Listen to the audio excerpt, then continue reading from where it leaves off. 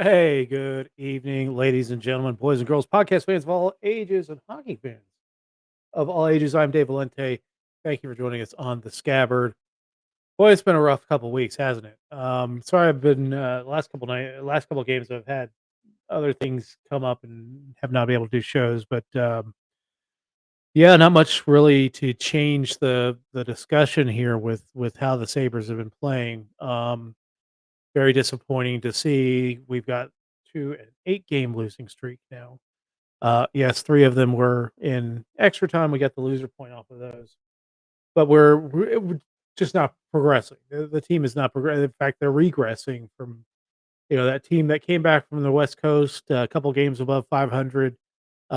Things it felt like things were kind of clicking, and then 8 straight losses at home, except for the one game against the Islanders. We haven't left the state of New York the last couple weeks, and they couple that with the disastrous press conference of Kevin Adams, and I at the last second wanted to change the background to our palm tree here. It's Christmas themed. I realize it has Adobe stock all over it, but I really don't care.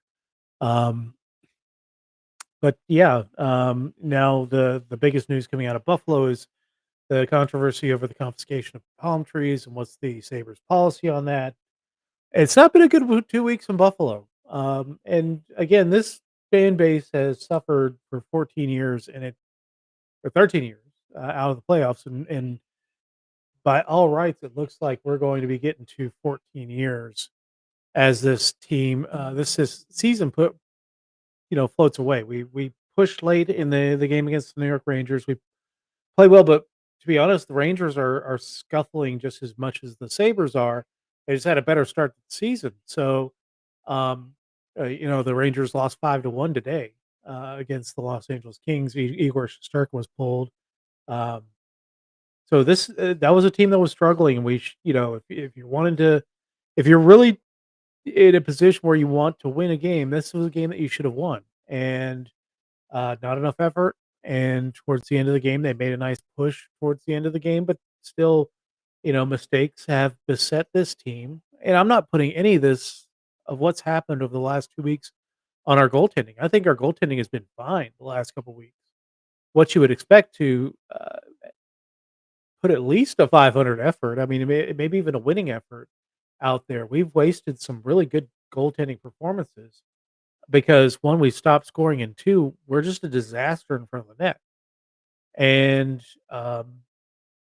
yeah, it's the same stuff every year. Like, it hasn't gotten better. And I don't think it is a Lindy problem.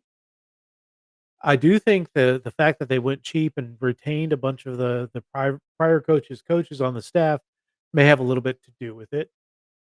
For all the talk about accountability, there really hasn't been much. Um, yeah, Henry Oki is facing accountability. Jack Quinn now is facing some accountability, but even some of the star players, like I wouldn't mind seeing a Dylan Cousins take a bench for a game or two, or you know, uh, Alex Tuck has. For me, Alex Tuck is a good player at points in games, but there are games where he's been both the hero and goat within. Like he'll play trash the first part of the game, may score a goal late in the game. Um, I wouldn't mind seeing him uh, take some accountability. I don't think anybody on this team, except for maybe Zach Benson, can look in the mirror and say, "Man, we I'm giving it all out there every night on the ice." And any one of the players on this team should see a night on the press box, eat some box popcorn, and see the game from a different angle. And yeah, and the management right now just seems apathetic to what's going on. And I get, it takes two to tango when it comes to deals, maybe even more. Um, but it looks like we're just going to be forced to watch this play out. And Kevin Adams is just hoping that he was a brilliant enough drafter and brilliant enough at putting this team that really is missing something in the top six. Um, and it figures it out, and somehow we go on some massive winning streak. Paul Hamilton related that it's been 23 months since we won more than 4 in a row.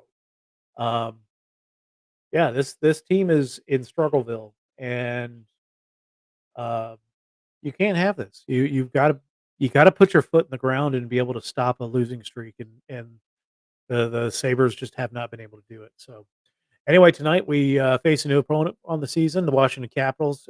We traveled down to the capital.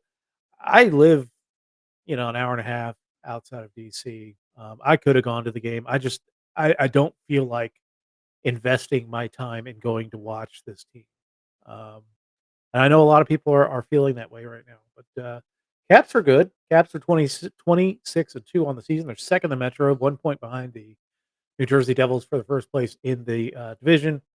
Dylan Strome has been an absolute godsend acquisition for the Capitals. He leads the team with 36 points, 9 goals, 27 assists. Um, they put together a good team. I don't think there was a lot to be expected out of the Washington Capitals coming into the season. There was whispers about, maybe OV has turned the corner on his career, and these might be kind of the last couple of years where he hangs on a little bit too long.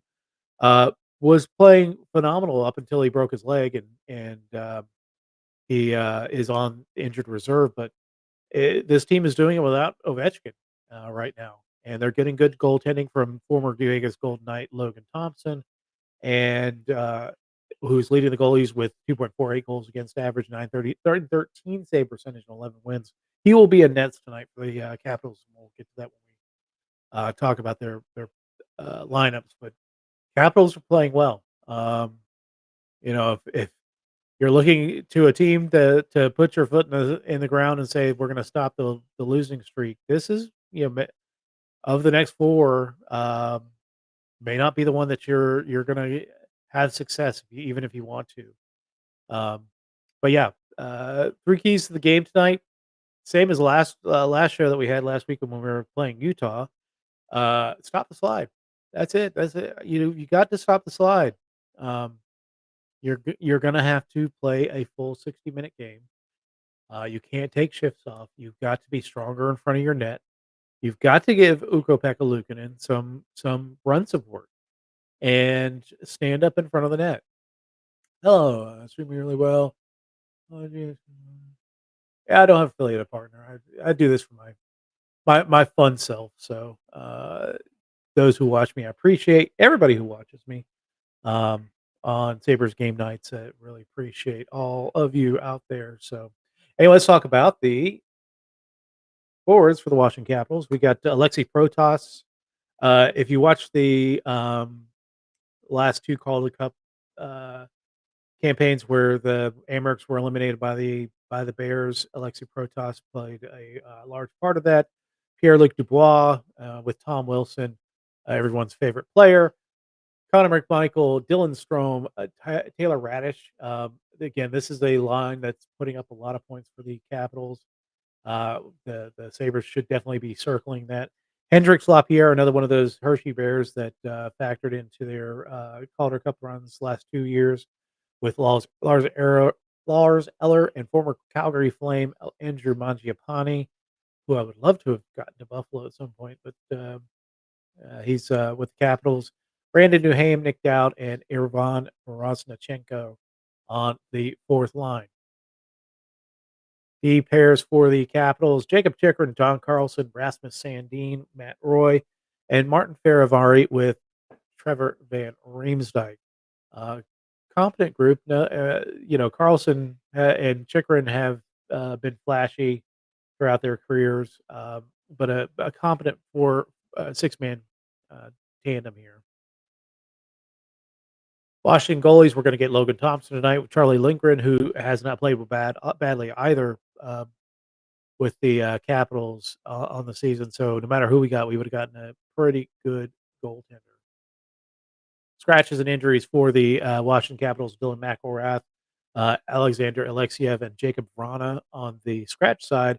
Injured Alex Ovechkin with that lower body injury, and then Sonny Milano with an upper body injury. He was had a little bit of a career resurgence since he's been with the Capitals. He was the guy that actually scored on that flip pass by Trevor Zegras against the Buffalo Sabres a couple years ago.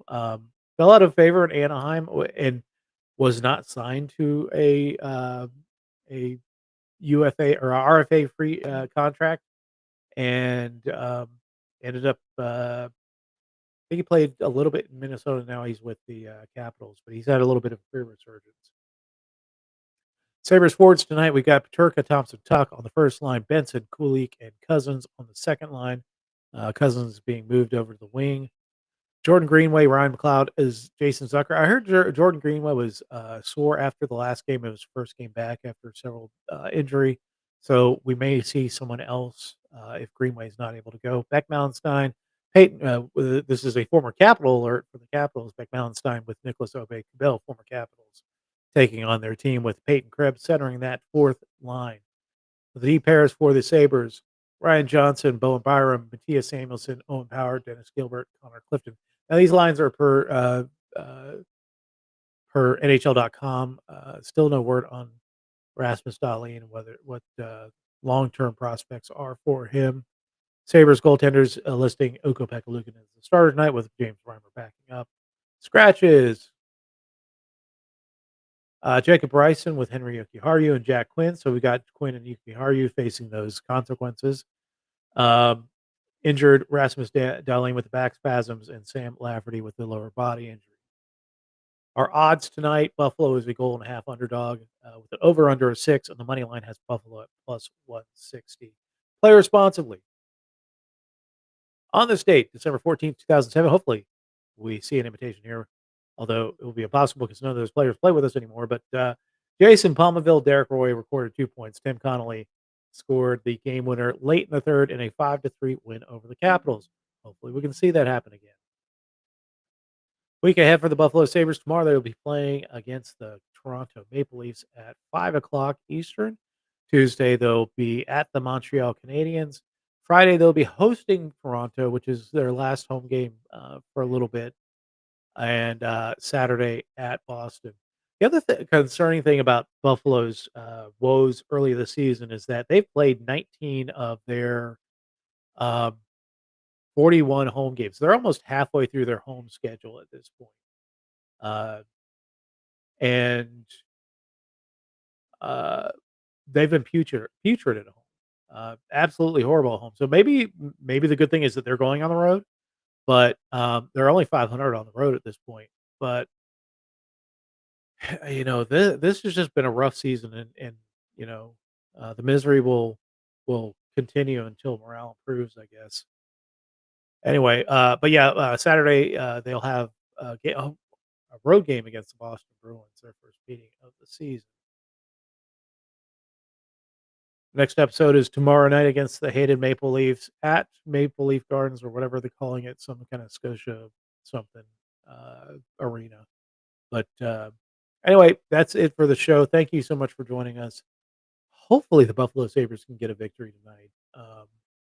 It'll be a good victory if they can against a good Washington Capitals team. But after watching their play the last a couple weeks, I'm not hopeful. But anyway, let's go Buffalo. Let's move on from the talk of palm trees and hopefully start talking about some winning hockey. Anyway, thanks for joining us, and we'll talk to you tomorrow night at 4 p.m. as we talk about the Capital or talk about the Sabres playing the hated Leafs.